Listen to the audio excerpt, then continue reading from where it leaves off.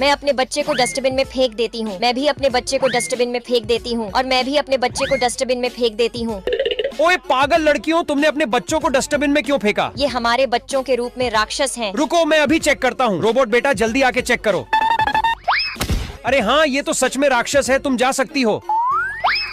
अरे हाँ, ये भी राक्षस है, तुम भी जा सकती हो।